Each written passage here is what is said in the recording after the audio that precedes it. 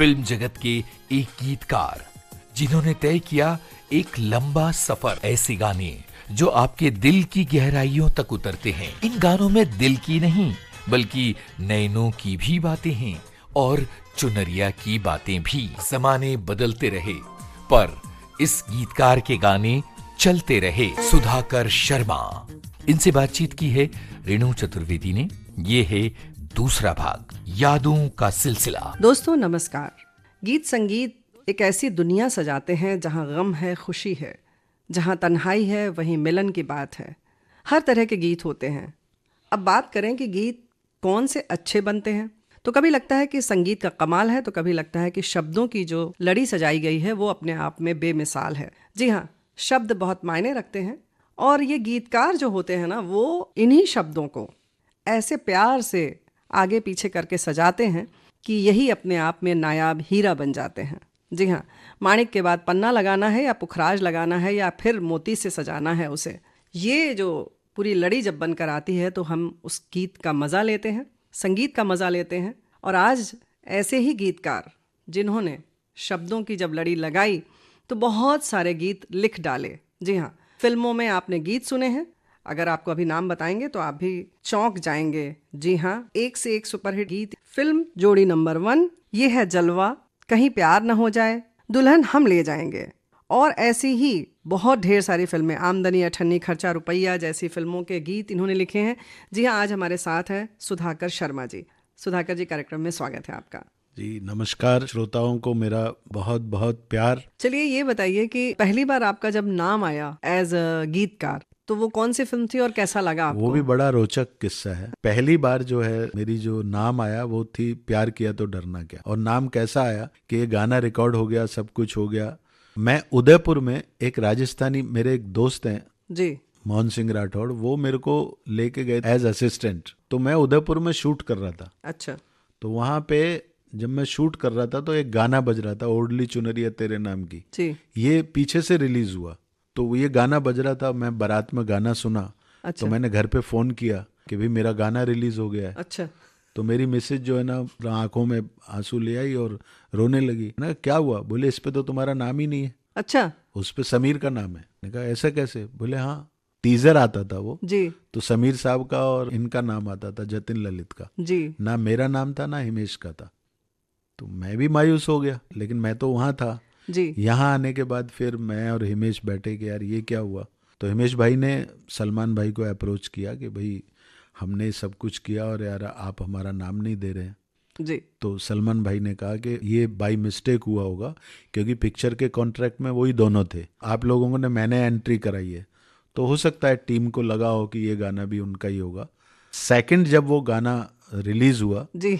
तो कैसेट के पीछे ऐसा स्टार बना के, जिसको आप तो वैसे तो नहीं पढ़ सकते, जी। वो जो है ना मैग्नीफाइंग ग्लास। हाँ, उससे पढ़ सकते हो। तो पीछे जूम करके हमारा नाम दिया गया। Added music director Himesh Reshammiya, added गीतकार सुधाकर शर्मा। लेकिन आज मेरा नाम बड़े बड़े अक्षरों में आता है जी। और इसके लिए मैं ज्यादा धन्यवाद अपने बेटे को दूंगा, क्योंकि उसने क्या किया, ये जो डिजिटल जमाना आया जिसको मैं नहीं जानता हूँ, जी। जी। उसने ये काम संभाल लिया। अच्छा। उसकी अपनी एक छोटी म्यूजिक कंपनी है ओडली के नाम से, ओडली लेवल। तो उसने जो मेरा काम संभाला, तो उसने पूरा नेटवर्क ऐसा फैला दिया कि क्या मेरा काम है, कहाँ कहाँ मैंने काम किया, क्या किया। तो ये जो नया जमाना आया और उसने संभाला, तो आज मेरा नाम कई जगह तो ऐसा होता है कि म्यूजिक डायरेक्टर प्रोड्यूसर से भी पहले दे देते हैं। लेकिन मुझे इस बात की खुशी नहीं है कि मेरा नाम पहले आता है या बाद में आता है जी। लेकिन हाँ, इस बात की खुशी जरूर है कि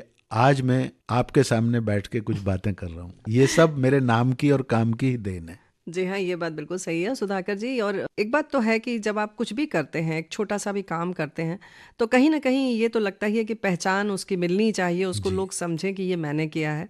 बाद में फैसला होगा कि अच्छा है या बुरा। हाँ, वो तो बाद में ही पता लगेगा। लेकिन पहले तो पता चले कि हाँ ये किसने किया है, ए ने किया है, बी ने किया है या सुधाकर शर्मा जी ने किया है। और ये नई पीढ़ी जब साथ में आती है तो वाकई बात तो बन ही जाती है। बेटे को आप श्रेय दे रहे हैं, बेटा आपके साथ है, तो कहीं ना कहीं एक अच्छी सी बात है साथ में।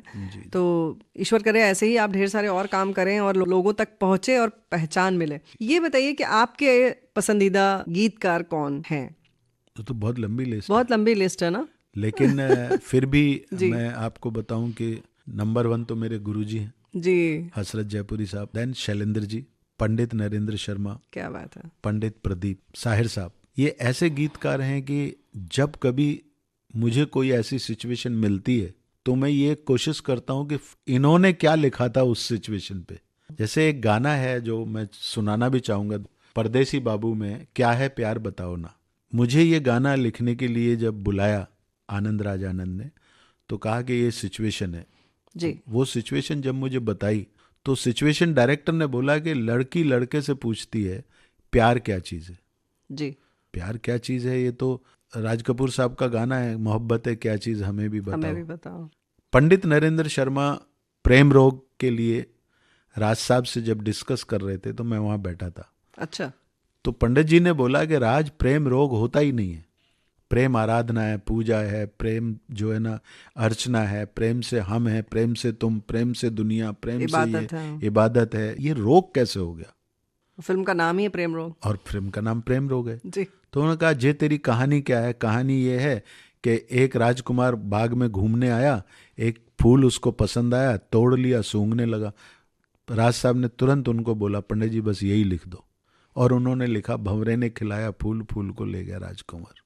जी, वो सारा किस्सा मेरी जहन में आया पंडित जी का, और मैंने तुरंत लिखा क्या है प्यार बताओ ना, दिल का चैन या दिल का रोग, बड़ा कठिन है प्यार निभाना, ऐसा क्यों कहते हैं लोग। क्या बात है।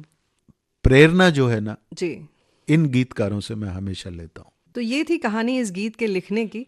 कहीं ना कहीं आपकी बात से यही लगता है सुधाकर जी कि संगत का असर, जो कहते हैं ना कि सत्संगति करना चाहिए, या अच्छे ऐसे लोगों के संग बैठने का जो है ना, आप इतना कमा लेते हैं कि बाद में आप बहुत सारे काम कर लेते हैं, या यूँ कहें कि ऐश कर लेते हैं या कैश कर लेते कैश कर लेते हैं।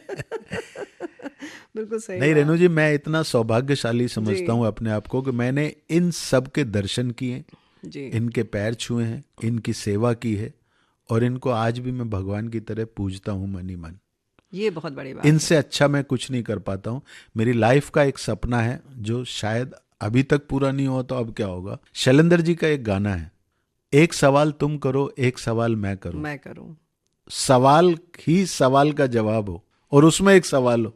ऐसा गाना इकलौता है, किसी राइटर ने लिखा नहीं है अभी तक, और मैंने बहुत कोशिश की लेकिन लिख नहीं पाया हूँ। अगर मैं कभी लिख पाया तो मैं समझूंगा आज सफल गीतकार हूँ। क्या बात है।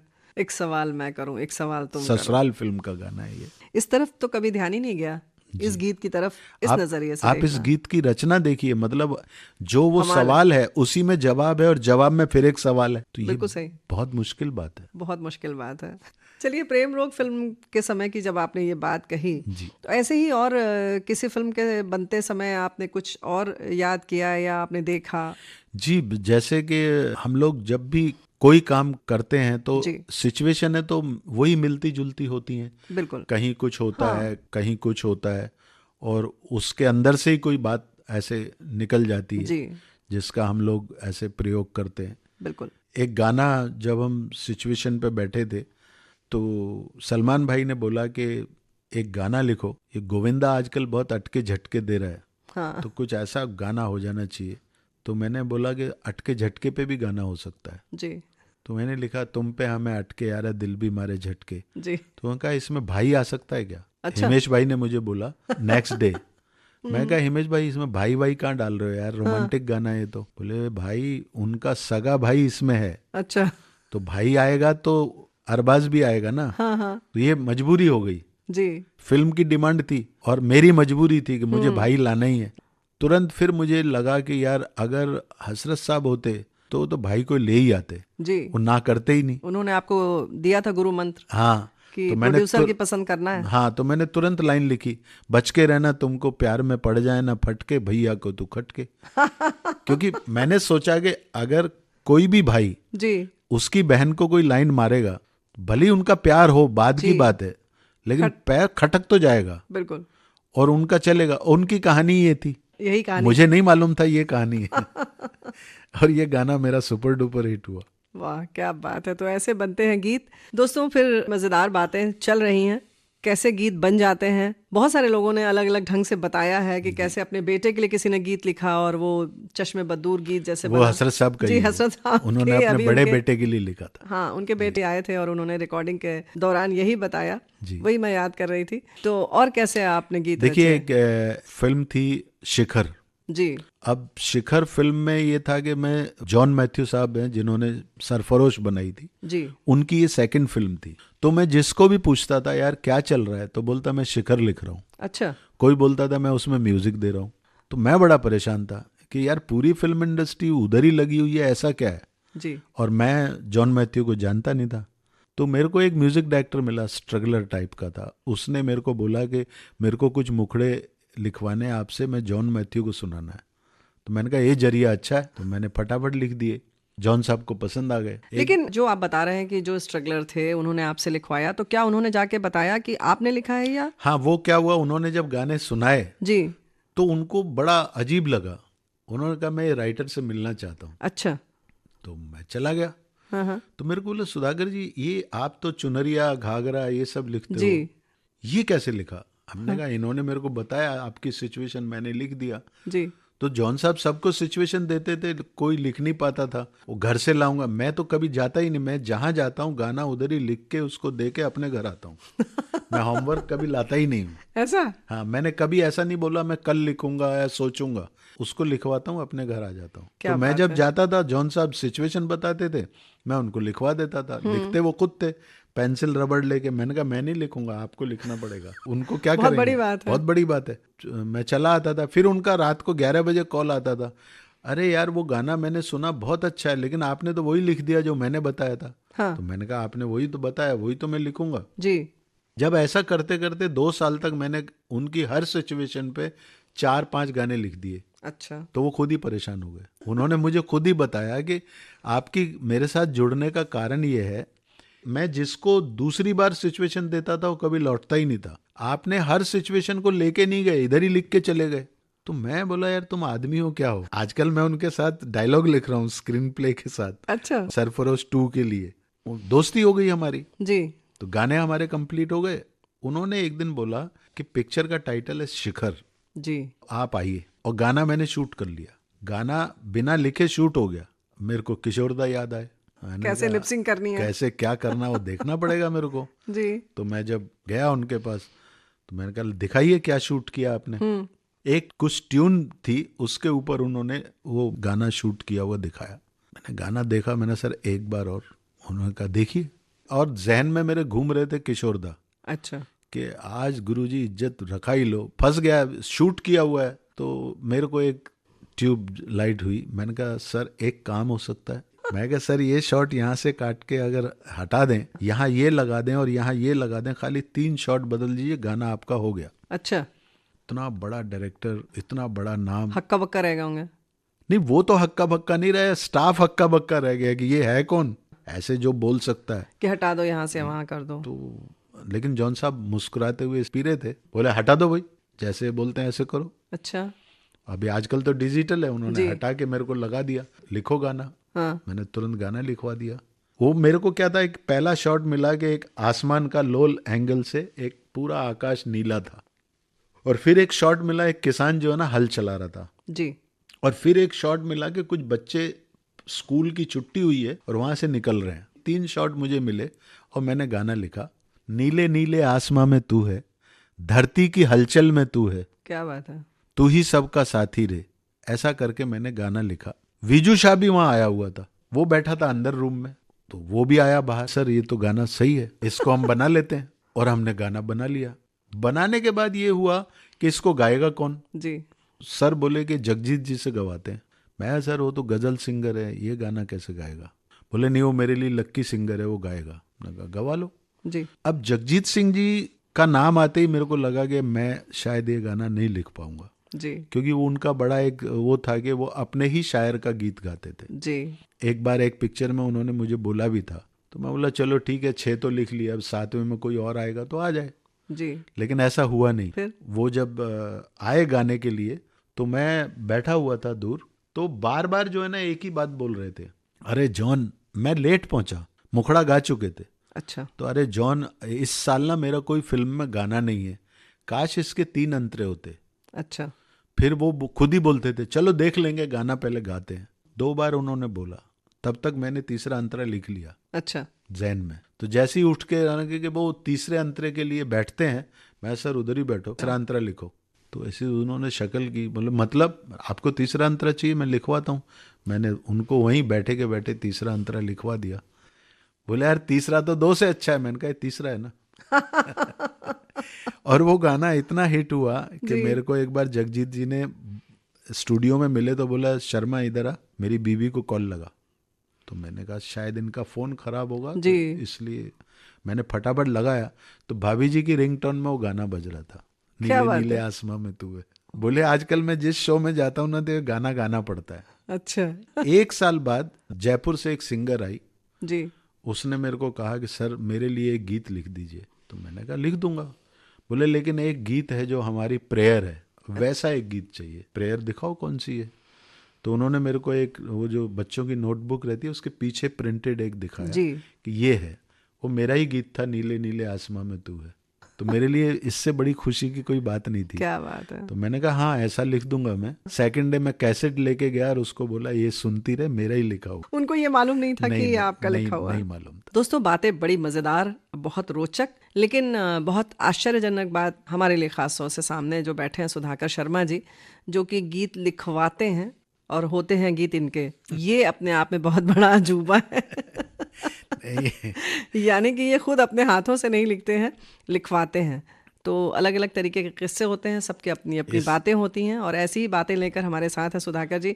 तो सुधाकर जी, आपने बहुत सारे लोगों के संग बहुत तरीके से काम किया है, और किसका क्या अनुभव रहा आपके ये आपकी इस बात पे मेरे को एक बात याद आती है कि हम लोग एक फिल्म कर रहे थे, हमराज। जी, हमराज, क्या बात है, super hit film. Super hit. उसमें एक गाना था, तूने जिंदगी में आके जिंदगी जिंदगी बदल दी, जिसके लिए मेरा फिल्म फेयर में नॉमिनेशन भी था। जी। अवार्ड मुझे नहीं मिला, लेकिन उसका नॉमिनेशन मैंने हुआ था। फ्रेम करा के रख लिया है। मेरे लिए उतना ही अवार्ड बहुत है। बहुत बड़ी बात। क्योंकि वो अवार्ड गुलजार साहब को गया, तो डेफिनेट वो हमारे सीनियर हैं और डेफिनेट उनका गीत मुझसे अच्छा था। जी। लेकिन नॉमिनेशन आना बहुत बड़ी उस बात साल में 2005 में 5 गाने नॉमिनेशन में होते हैं। जी। 5 में से 3 मेरे लिखे हुए थे। क्या बात है। तो मेरे लिए तो इससे बड़ी कोई बात ही नहीं हो बहुत सकती बड़ी बात। आज तक के इतिहास में। जब गाना रिकॉर्ड होके डायरेक्टर के पास गया, गाना फेल हो गया, उनको पसंद नहीं आया। अच्छा। तो हिमेश बहुत घबराए कि सर ये क्या हुआ, ये तो गाना उनको पसंद ही नहीं आया। हमने कहा भाई यही गाना तो उनको सुना के ही हमने रिकॉर्ड किया ना। लेकिन गड़बड़ हो गई। मेरी एक आदत है कि मैं कभी काम से हार नहीं मानता। जी। क्योंकि दोबारा करना पड़े या 10 बार करना पड़े, आपका सेटिस्फेक्शन होना चाहिए। जी। हम लोग सीधा सेट पे चले गए। अच्छा। म्यूजिशियनों को लेके उनको जाके रिक्वेस्ट की कि जब आपका लंच टाइम होगा आप हमको थोड़ा टाइम दीजिए, हम आपसे कुछ बात करना चाहते हैं। तो जैसे ही लंच टाइम हुआ तो वो लंच पे नहीं गए, तीनों भाई हमारे पास आए। उसने देखा ये सारे म्यूजिशियन बैठे हुए हैं। अच्छा। बोले ये क्या है। हमने सर 1 मिनट आप गाना सुनिए। गाना सुनाया, हिमेश ने गाया, बहुत अच्छा गाता है हिमेश। बहुत बढ़िया। तब तक कोई रिकॉर्ड नहीं हुआ था, दुनिया नहीं जानती थी वो गाता है। हाँ, तब तो कंपोजर थे। हाँ, तो वो गाना सुनाया तो वो बोले कि हिमेश गाना सही है लेकिन इस गाने में थ्रिल नहीं है। अब बात मेरी तरफ आ गई। तो मैंने कहा सर आपने तो बताया नहीं इसमें थ्रिल चाहिए, लेकिन थ्रिल आ जाएगा, कोई प्रॉब्लम नहीं है। जी। तो मुझे फिर हसरत साहब याद आए कि ये प्रोड्यूसर को थ्रिल चाहिए। जी। थ्रिल कैसे आएगा। तो मैंने कहा सर आप मुझे अपने राइटर से मिलाइए। राइटर है सेट पे। बोले है। दोनों राइटर आए। मैंने उनसे पूछा कि इस गाने से पहला सीन क्या है। उन्होंने बताया। इसके बाद वाला क्या है, उन्होंने बताया। उनके सीन के हिसाब से ये है कि ये गाना शुरू होता है एक महफिल में और वो बर्थडे मना रहे हैं। लड़की शादी हुई है बॉबी देओल से जी। और इश्क कर रही है अक्षय खन्ना से। अक्षय खन्ना से। जी। ये सिचुएशन पे ये गाना है। उसी टाइम मैंने एक शेर लिखा। जी। और वो शेर था, तुम सा हंसी इस जमाने में हुआ तो रब से शिकायत होगी। क्या बात है। तुम्हारा रुख किसी गैर की तरफ हुआ तो कयामत से पहले कयामत होगी। क्या बात है। और मैंने कहा कि आप सिर्फ इतना चेंज कर दीजिए कि लड़का आता है, अक्षय खन्ना को महफिल में पहले ले आइए। जी। लड़की उतरती है नीचे, ये दोनों टकराते हैं और कुछ इनके हाथ में है वो गिर जाता है, दोनों का स्पर्श होता है और दोनों के लुक एक्सचेंज होते हैं जिसको बॉबी देओल देख लेता है। जी। और जब ये शेर पढ़ेगा तो पब्लिक बोलेगी कुछ ना कुछ होगा, और होगा कुछ नहीं। हो गया थ्रिल आपका। जी तो बोले हाँ ये तो अच्छा है। मैंने कहा लेकिन शेर उदित नारायण नहीं पढ़ेगा, गाना उदित का है, जी, वो बॉबी देओल हमको देना पड़ेगा आपको। तो वो शेर वही बोलेंगे, वही बोलेंगे। तो बोले यार सिंगर बोलेगा नहीं। मैंने कहा उनको अच्छा नहीं लगेगा, यही बोलेगा, इम्पैक्ट तभी आएगा, इम्पैक्ट तभी आएगा, पावरफुल होगा वो। तो बॉबी देओल ने वो शेर पढ़ा और आप पिक्चर में देखिए क्या थ्रिल पैदा हुआ। जबरदस्त।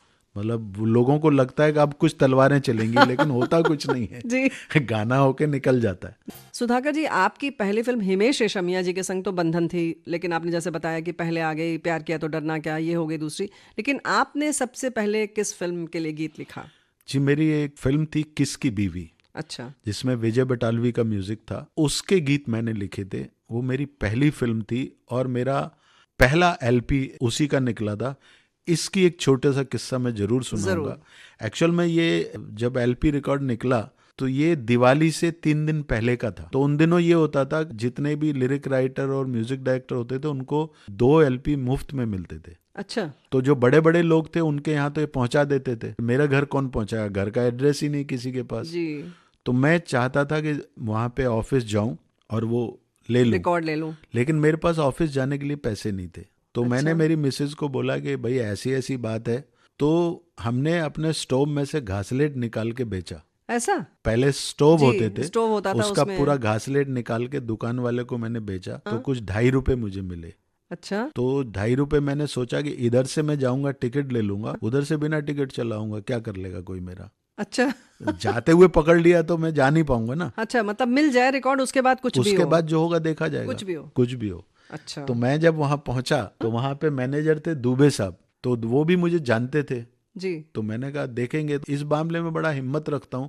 मैं कहता हूँ कि ना तो वहां से होगी ना, मैं हाँ करके चलता हूँ ना। जी। तो मैं जैसे ही गया तो बोलने लगे कि भाई तुम सुधाकर शर्मा हो, इसका प्रूफ क्या है। वो जो रिकॉर्ड के पीछे जो है ना सबके फोटो लगे थे, मेरा ही नहीं था क्योंकि मैं ही नया था। जी जी। गौहर कानपुरी का भी लगा था, सबका लगा था। तो मैंने कहा भाई मेरा नाम तो है, और नाम भी सिर्फ सुधाकर था। अच्छा, सुधाकर शर्मा शर्मा भी भी नहीं? नहीं था। तो उन्होंने कहा नहीं नहीं हम आपको नहीं दे सकते, आप खरीद लीजिए। अच्छा। अब शायद खरीदने में वो कुछ 28-29 रुपए का कुछ था, तो मैं कहाँ से खरीदता। तो मैं बड़ा मायूस होके खड़ा रहा पहले तो, जी। लेकिन उन्होंने कहा भाई आपको हम नहीं दे सकते। जी। मैं कहा यार 2 देते हो, आप एक ही दे दो। बोले नहीं हम दे ही नहीं सकते, आप ये लेटर लाओ वो लेटर लाओ, म्यूजिक डायरेक्टर से लिखवा के लाओ। तो मैं बड़ा मायूस होके नीचे उतर रहा था और मेरी आंखें भरी हुई थी। हाँ, जाहिर है। तब तक शंकर जी आ गए। तो जैसे ही वो आए तो मैं पैर छुआ और मैं रो पड़ा। तो उन्होंने एकदम मेरे को गले लगाया, कह रहा क्या हुआ।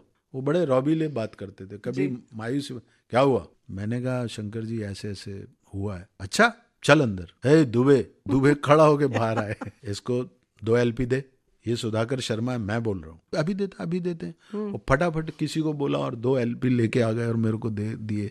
मैं तो खुश हो गया और किसी ने कुछ नहीं पूछा तू कौन है क्या है। और मेरे को बोले कि आप बैठिए। तो शंकर जी बोले तू बैठ इधर, मैं आता हूँ अभी। चाय भी आ गई, बिस्किट भी आ गया, क्योंकि मैंने कहा ना बड़े लोग बड़े होते हैं, उन्होंने पहचान लिया तो दुनिया ने पहचान लिया। और मैंने चाय वाय पी। शंकर जी बाहर आए थोड़ी देर में, मेरे को बाहर निकाला, कहाँ रहता तो। मैं बोला बांद्रा।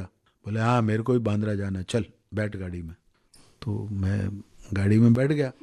अब इधर उधर की सब बातें हो रही थी जी। क्योंकि पहले मैं उनके यहाँ तो था। तो ऐसे करते करते करते करते करते करते जब बांद्रा से थोड़ी देर पहले, किधर रहता बांद्रा में, अब मैं तो झोपड़पट्टी में रहता था, मैं कैसे उनको बोलूं।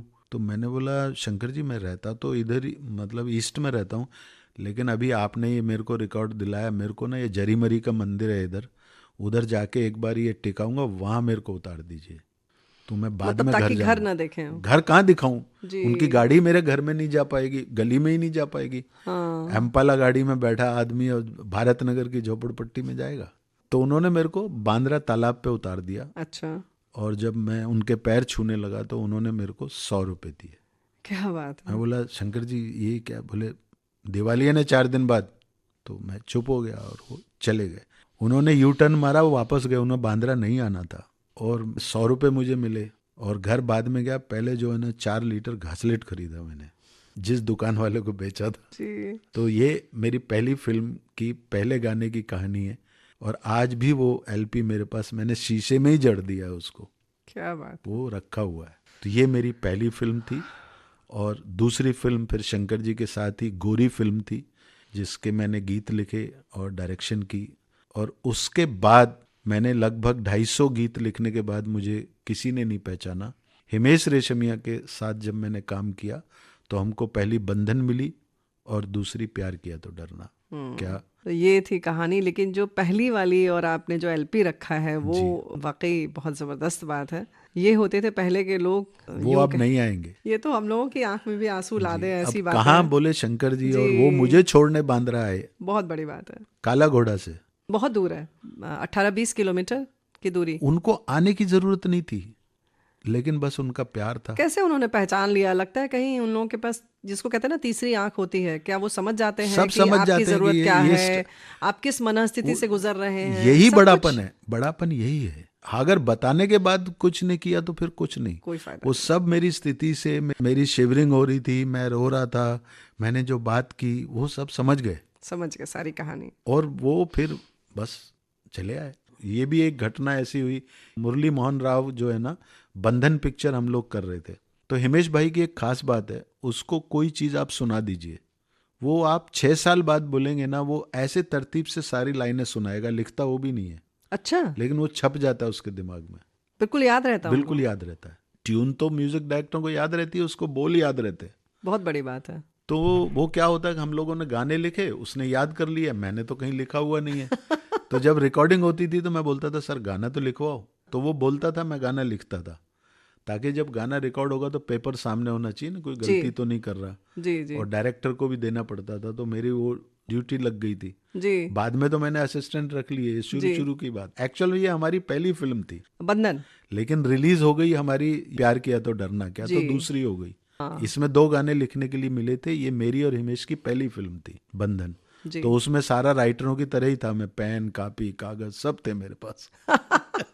सिस्टम से चल रहे थे आप। सिस्टम से था।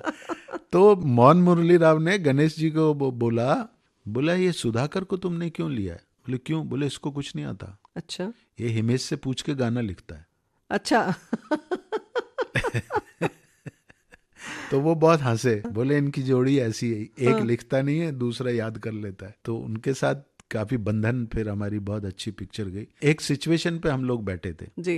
ये किस्सा मैं कभी भूल नहीं सकता। अच्छा। हिमेश मेरे को बोला कि सर वो मुरली मोहन राव से मिलना है, तो आप जरा कपड़े ठीक ठाक पहन के आना। अच्छा। ठीक ठाक से तेरा क्या मतलब है? बोले देख लो सर, कुछ कुर्ते पजामे वगैरह पहन लेना। तो मैं जितना अब दिखता हूँ इससे भी डबल था पहले। अच्छा, मोटे थे? हाँ, तो मैंने कहा यार अगर मैं कुर्ते पजामे पहनूंगा ना तो ट्रक ड्राइवर लगूंगा, मैं तो शक्ल से राइटर वैसे ही नहीं लगता हूँ। जी। अब तू कह रहा कुर्ते पजामे पहन, तो चल भाई पहन लेता हूँ। तो मेरा एक दोस्त है माधव टेलर, उसके पास मैं गया रात को, मैं कहा यार सुबह मुझे जाना है, एक कुर्ता पजामा मेरे लिए तैयार कर दे। वो बेचारे ने दे दिया। अच्छा, सिल के दे दिया? हाँ, सुबह तो 9 बजे तो मेरे घर पे था, मैं वो सब पहन के गया। हाँ तो जैसे मैं घुसा सी प्रिंसेस में, तो मुरली मोहन राव जी सामने बैठे थे। जी। मैं सर मैं कमिंग, तो ऐसे देखा, बोले प्लीज जरा थोड़ा बाहर वेट करो, मेरा लिरिक राइटर आ रहा है। अच्छा, तो मैं उन्होंने समझ कहा गया। हाँ। तो मैं बाहर बैठ गया।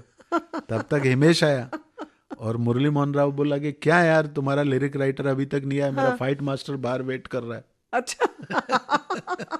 तो मैं जब पीछे से आया तो हिमेश भी हंस रहा था। बोले क्या हुआ? बोले सर यही लिरिक राइटर है। तो मेरे को 2-3 बार उन्होंने ऐसा देखा, बोले एक आप लिरिक राइटर है? मैंने जी मैं हूँ। तो अब वो थोड़ा शर्मिंदा तो हुए, लेकिन अब कोई बात नहीं, बड़े आदमी हैं, कह चुके थे।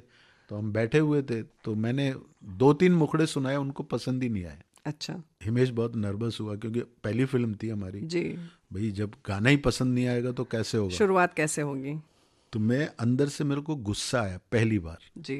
शायद मैं भी जब सीख ही रहा था गुस्से को कैसे कंट्रोल करना है, तो मेरे को बहुत गुस्सा आया। मैंने कहा यार इतने अच्छे अच्छे मुखड़े, इसको पसंद नहीं आ रहे, क्या है ये? ऐसे ही बोल दिया। मैं ऐसे में तंडोले मंडोले लिखूं क्या? अच्छा। बोले नाइस।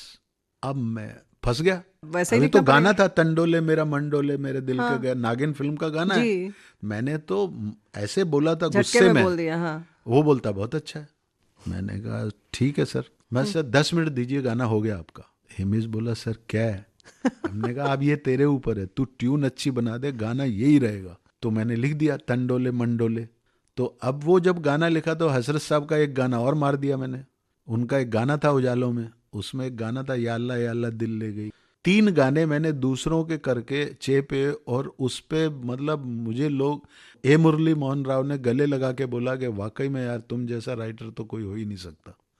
और मैं अंदर से शर्मिंदा कि मैंने इसमें किया क्या है, नकल लेकिन मारी। हिमेश ने इतनी अच्छी ट्यून बनाई। जी। वो गाना आप सुनिए, तन डोले मन डोले तू जो हाँ बोले, या अल्लाह बल्ले बल्ले थी। और वो गाना सुपर हिट हो गया। जब भी ये गाना मैं सुनता हूँ हंसी आ तो जाती मेरे है। को हंसी आ जाती है कि इस गीत की बधाई का मैं क्या पात्र हूँ, मैंने ऐसा इसमें कुछ भी नहीं किया। लेकिन कभी कभी सिचुएशन पे कोई तीर लग जाता है। एक बात और है कि कहीं ना कहीं जो आपने जैसे कहा गुस्सा आया लेकिन आपने ऐसे ही बोल दिया, तो वही होना था वाली बात है। हाँ, होता और है। जो शुरू से आपने ले लिया था गुरु मंत्र कि वो हजरत साहब प्रोड्यूसर। याद, जी। एक बार गोविंदा के साथ ऐसा हुआ, आमदनी 98 खर्चा रुपया। जी। वो हिमेश भाई का क्या था कि वो यहाँ से जाते थे हैदराबाद, और मैं भी जाता था, और उनको ये एक जुनून था कि रात को आऊँगा अपने घर। अच्छा। तो सुबह की फ्लाइट पकड़ के हम जाते थे, और वो रात की पकड़ के घर आ जाते थे, और गाना ओके ही नहीं होता था। गाना ओके तो जब होगा जब हमको कोई डेट देगा मिलने। गोविंदा जी मिलते ही नहीं थे, वो अपने काम में लगे रहते थे। जी। 3 बार ऐसा हुआ। तीसरी बार मैंने हिमेश को बोला, सर अगर मैं गाना ओके करवा दूं तो? बोले सर ओके कैसे करवाओगे? सर हो जाएगा, एक मीटिंग हो जाए बस। तो हमने प्रोड्यूसर को बोला कि सर एक बार हमारी मीटिंग तो कराओ। अब प्रोड्यूसर का भी पैसा लग रहा था, सब जी। आना जाना, होटल स्टे, ये वो सब। तो उन्होंने कहा ठीक है आप लंच टाइम में आ जाओ। लंच टाइम में हम गए, गोविंदा जी बैठे हुए थे, मैं बैठा था, ये सब बैठे, डायरेक्टर बैठे। तो मैंने कहा सर आप इतने विद्वान हो, आपके बराबर तो हम लोग क्या करेंगे, आपने इतना काम किया है, जी। सिचुएशन पे अटके हुए हैं, तो आपने भी कुछ शायद सोचा तो नहीं है दिमाग में कि कैसा गाना होना चाहिए? वाकई में बहुत विद्वान भी है, और आज हाँ। एक आर्टिस्ट इतने बड़े हैं। और सब मैंने पहले भी जैसे बोला कि बड़े लोगों की बातें बड़ी होती हैं, छोटी कभी नहीं होती। छोटी हमारी सोच हो सकती है, बिल्कुल सही वो छोटे कभी नहीं होते। बात। जी। और कहा हाँ यार मैंने सोचा है। मैंने कहा क्या सोचा है? बोले ऐसा कुछ हो सकता है, तेरा नखरा कमाल। मैं कहा हो गया सर, चल हिमेश गाना हो गया हमारा। जी। मैं 10 मिनट में आपको गाना देता हूँ। तो मैं और हिमेश रूम में आए, और हम लोगों ने वो गाना, तेरी चाल कमाल, तेरे बाल कमाल, तेरे गाल कमाल, सब कमाल ही कमाल, कमाल ही कमाल करके, जी। और वो गाना हो गया। और वो गाना रिकॉर्ड हुआ और सुपर डुपर हिट हो गया। आमदनी अठन्नी खर्चा आमदनी रुपया का। खर्चा रुपया। चूंकि उनके जहन में एक बात चल रही थी जी। कि ऐसा थॉट है, उस थॉट को हमने निभा दिया, तो वो गाना हमारा हो गया। वो जो आपने किया ना कि पहले समझे, तो कहीं जी। ना कहीं कोई मामला अटका हुआ है, हो सकता है, कई बार होता और है। वो अटके थे शायद इसीलिए उन्हें सब कुछ जच नहीं रहा था। जच नहीं रहा जो था। वो चाह रहे थे वो कैसे मिलेगा जब और तक वो आप कह नहीं पा समझेंगे रहे थे कि इनको बुरा नहीं लग। हाँ। क्या होता है, वो भी कैसे कहेंगे, वो गीतकार तो है नहीं। जी। तो वो मैंने वो आइस ब्रेक कर दिया जी। कि चलिए बताइए क्या बताइए करना है। आप क्या चाहते हैं। फिर बिल्कुल उसके बाद गोविंदा जी इतने हमारे फेमिलियर हो गए कि वो दिवाली का एक गाना था उसमें भी आ गए। अरे यार दिवाली पे क्या बम पटाखों वाली बात मत करना। हमने कहा नहीं। तो मैंने कहा सुनो जी घरवाली, आज है दिवाली, तेरे कंगने ने दिल धड़काया है। अब ये दिवाली पे गाना हो गया। जी। तो जब इस तरह का एक कॉम्बिनेशन हो जाता है, एक्टर डायरेक्टर एक दूसरे को अंडरस्टैंड कर जाते हैं, तो ऐसा करते करते जो है ना वो टीम बन चीजें जाती टीम है बन और फिर जाती समझ है। में आता है। और उसी को जो है ना हम टीम वर्क कहते हैं। सब अपना अपना काम करते हैं, लेकिन एक दूसरे के समझने का फर्क होता है सर। बिल्कुल सही बात है। लेकिन सुधाकर जी ये बहुत बड़ी बात है कि जो आप में बड़कपन खुद है, जो सबको कहते हैं कि बड़े लोग हैं उनकी इसलिए सोच बड़ी है, ये कहीं ना कहीं खुद आपको एक सफल बनाती है। और सफल बनने के लिए ये सारी चीज़ों को साथ में रखना, आत्मसात करना बहुत ज़रूरी है, और वही सफल बनता है। ये आपको देखकर हम कह सकते हैं सामने के सामने। ये बात नहीं, बड़े वाकई में बड़े होते हैं। मैंने जितने किस्से आपको बताए वो वाकई में मुझसे ही बड़े थे। ये ठीक है कि हर बड़ा आदमी जो है ना वो जिस टाइम ये समझ जाता है कि ये नाम में छोटा है लेकिन मैं इससे काम ले सकता हूँ, तो वो काम ले लेता है। सुधाकर जी इतना लंबा आपका अनुभव है और हर तरीके का आपने अनुभव देखा, किया है, ज़िंदगी को बहुत नज़दीक से देखा है, संघर्ष बहुत किया है, और इस मकाम पर पहुँचे हैं कि एक पहचान है आपकी, और बहुत अच्छी पहचान है। बहुत सारे गीत जो हैं लोगों की ज़ुबान पर हैं। युवा जो आना चाहते हैं इस इंडस्ट्री में, उनके लिए क्या कहना चाहेंगे, क्या संदेश देना चाहेंगे? ये अक्सर जो है ना सब पूछते हैं। मैं आज आपको इसकी एक ईमानदारी बताऊं, ज़रूर। जो भी हमको किसी ने मशवरा दिया वो हमारे काम नहीं आया, जो मैं मशवरा दूंगा उनके काम नहीं आएगा। बिल्कुल सही है क्योंकि आज मैं मशवरा दे रहा हूँ, 5 साल बाद जो लोग आएंगे जी, हालात बदले हुए होंगे। बिल्कुल लेकिन हाँ, मैं जो मेरे जीवन में सीखा वो नयों को मैं इतना ही बोल सकता हूँ कि वो अपने बुजुर्ग राइटरों को सुने, जी, पढ़ें। कोई सिचुएशन दुनिया में ऐसी नहीं है जिस पे गाने ना लिखे गए हों। बस जब आप उनको सुनेंगे, पढ़ेंगे, और जब वो सिचुएशन है आपको मिलेंगी, तो आपको कोई ना कोई वहाँ से कुछ ना कुछ लिखने के लिए मिल जाएगा। जो मैं सोचता हूँ, जो आजकल कई लोगों से मैंने सुना भी है, मुझे बड़ा दुख होता है कि वो हमारी पीढ़ी को जो है ना फालतू ही समझते हैं। उनको मतलब इनको कुछ आता नहीं। अभी जी, अभी डिजिटल आ गया, अभी नया जमाना आ गया। हाँ, जमाना कोई भी आ जाए, सिचुएशनें वही रहेंगी, प्यार मोहब्बत वही रहेगा, फिल्में वही रहेंगी, भावनाएं वही रहेंगी, भावनाएं वही रहेंगी। बिल्कुल तो मैं ऐसा मशवरा तो किसी को नहीं दे सकता आने वालों को, लेकिन मैं उनसे ये रिक्वेस्ट कर सकता हूँ कि जो हमारे बुजुर्ग कर गए वो हम ना कर पाए, और जो हम कर गए कम से कम तुम तो कर दो। क्या बात है, ये बात बिल्कुल सही है। और सीख ही लेते हैं हम लोग, भले ही माने ना, अलग बात है, जी। लेकिन सीखना तो पड़ता है। और उन्हीं के जो अनुभव हैं, जो भी उन्होंने सीख कर अच्छा बुरा जो भी लिया है जिंदगी से, उसी से सबक लेकर हम कहीं ना कहीं आगे बढ़ते हैं। बिल्कुल। और इसको स्वीकार कर लेना अच्छी बात है। एक मैं घटना मेरे उस्ताद जी की मैं शेयर करना चाहूँगा, हसरत जरूर। साहब की। सुबह सुबह उनके घर जाता ही था, मैं गया तो बड़े उदास बैठे थे। अच्छा, तो मैंने पूछा क्या हुआ, तो भाभी ने बताया कि कुछ नहीं हुआ, थोड़ा इनका मन उदास है, ये है वो। तो वो क्या था कि उनके पास काम नहीं था। ये हर आदमी की स्थिति आती है जी, जब काम नहीं होता। तो मैंने उनको बोला कि सर आप इस तरह उदास क्यों होते हो, और ये आप छोटे छोटे म्यूजिक डायरेक्टरों की बातों को लेके जहन में उदास होते हो। कुछ लोग आते थे, उनसे गाने लिखवा देते थे, बाद में किसी और से लिखवा लेते थे। ये सब होता है, आज जी। भी होता है, कल भी होता था। मैं कहा आप सीधा आर के चले जाओ ना।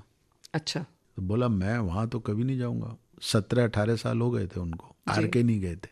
तो थोड़े से वो नाराज हो गए। हम बोला ठीक है। तो मैंने एक दिन क्या किया, होली का टाइम था, मैंने भाभी जी के साथ मिलके षड्यंत्र किया। अच्छा, मैंने कहा भाभी देखो, आप कुछ पैसे दो मेरे को। मैं तो कड़का था उन दिनों, मेरे पास उतना औकात नहीं थी जी, कि मैं ऑटो में बैठ के आर के जा सकूं। बस में जा सकता था। बोले क्या है, मैं कहा देखो ये ऐसी कुड़ते रहते हैं, मैं इनको आर के ले जाता हूँ होली में और राज साहब से टकरा देता हूँ। होली वहाँ की बहुत प्रसिद्ध थी, आर के प्रसिद्ध थी। स्टूडियोज की। जी, जब हसरत साहब मेरे साथ होंगे तो ऐसा तो है नहीं कि इनको कोई एंट्री नहीं देगा। मेरा तो ठीक है। बोला लेकिन तू संभाल लेगा। मैंने कहा हाँ नो प्रॉब्लम। अच्छा, और भाभी बड़ी जिंदा दिल औरत थी, और जी, वो जिस प्यार से मतलब उन्होंने मुझे खाना खिलाती थी, ये सब हालचाल पूछती थी, बच्चों का करती थी, तो वो बड़ा मेरा फैमिलियर जैसा था। तो उन्होंने मुझे पैसे दिए और मैंने हसरत साहब को उन्हीं पैसों में से एक कुर्ता पजामा खरीदा अच्छा, खादी भवन से। और मैंने कहा सर आप मेरे को शागिर्द मानते हैं? कि हाँ। मैं कहा हमारे यहाँ एक परंपरा है कि होली के दिन अगर गुरु घर पे आए तब वो शागिर्द जो है ना गंडा बंद होता है। अच्छा, तो मैं चाहता हूँ कि आप मेरे घर खाना खाएं आज अच्छा, और मेरे कपड़े पहने। उनको कहा ठीक है। उन्होंने मेरे कुर्ते पजामे पहन लिए। हाँ, बोला ठीक है। तो बोले बिल्किस आज सुधाकर के घर जाने वाला हूँ। भाभी को सब मालूम था। पता था, हाँ, बोले हाँ हाँ जाओ, कोई टेंशन नहीं। हम लोग ऑटो में बैठे और निकल पड़े। आर के स्टूडियोज। हाँ, तो बांद्रा क्रॉस हो गया। करो बड़े किधर रहता है तू? तो बोला ना बांद्रा ईस्ट में रहता हूँ। मैंने कहा वो पहले वहाँ रहता था, अभी थोड़ा सा मैं लंबा चला गया। ऐसा करते करते उनको बातों में लगा के, और उनको वैसे थोड़ा सा कम भी दिखता था और बीमार भी थे। जी, मैं सीधा आरके के गेट पे चला गया। अच्छा, अब जैसे ही आरके के गेट पे गया तो ये बबल गए, एकदम गुस्से में आ गए। बिफर गए, हाँ, तू कहाँ लेके आ गया मेरे को, ये क्या है, ये तो आरके है। हमने कहा हजरत साहब चलो अंदर, यही आपकी मंजिल है। तो बोले नहीं मैं अंदर नहीं जाऊंगा। हमने कहा चलो सब तमाशा देख रहे हैं, अंदर सब कुछ हो रहा है, चलो अंदर। तो मैं ऑटो में अंदर लेके गया तो वहाँ देखा कि होली का पूरा उत्सव चल रहा है। जी, सितारा देवी नाच रही हैं और वो मास्टर जी गोपी किशन जी नाच रहे हैं, सब लोग, और राज साहब भी नाच रहे हैं। जी, अब मैं इनको आगे कर रहा हूँ, ये पीछे जा रहे हैं। जी, मैं ऐसे करते करते एकदम फ्रंट लाइन पे आ गए और अचानक नाचते नाचते राज साहब की नजर पड़ी। अरे हसरत मियाँ तुम! और ये जो मेरा हाथ छोड़ के भागे भीड़ में से, और दोनों गले लगे और रोने लगे। और दोनों जो है ना मतलब 5 मिनट तक तो रोते ही रहे। और हसरत साहब ने कहा कि उन्होंने पूछा कि मियाँ कैसे हो, क्या हो? बोले क्या हूँ, आजकल लोग जो है ना बोलते हैं कि हमको लिखना नहीं आता। तो राज साहब भड़क गए, कौन बोलता है ये वो, तू आर के का आदमी है, ये है वो है, आप इतने साल हो गए हम लोगों ने किया। तो बोले मैं एक फिल्म कर रहा हूँ, राम तेरी गंगा मैली। गाने सब हो गए, एक गाना बाकी है, हसरत मियाँ वो गाना तू लिखेगा, सुन साहिबा सुन। और उन्होंने जैन साहब को बोला कि वो जो सिचुएशन है उस पर ये गाना लिखेंगे। और वो गाना इतने सालों बाद हसरत साहब ने लिखा और वो गाना सुपर डुपर हिट हुआ। सुपर। और हसरत साहब उस खुशी में और 8-10 साल मस्ती से जिए। और बाद में वो मेरे को बोले कि यार माफ़ करना, तुमने ऐसा किया। मैंने तो हमने कहा ये हमारा षड्यंत्र था, हम आपको इस डिप्रेशन से निकालना चाह रहे थे। आपको कोई लिखवाता नहीं लिखवाता, आप क्या लिखते हैं ये देखिए ना आपने क्या लिखा है। तो ऐसे थे हमारे गुरुजी। गीतों की बात तो हो गई। विविध भारती की अगर बात करें तो सुधाकर जी, कौन से कार्यक्रम आपको विविध भारती के याद हैं, उनके नाम याद हैं, जो आपके चाचा जी खेतों में सुनाते थे सबको? देखिए, एक तो विविध भारती का फौजी भाइयों का जयमाला कार्यक्रम मुझे बहुत पसंद है। क्या बात है। वो उसके लिए स्पेशल मतलब एक इंतजार रहता था जी कि संडे आएगा और हम लोग जयमाला सुनेंगे जी।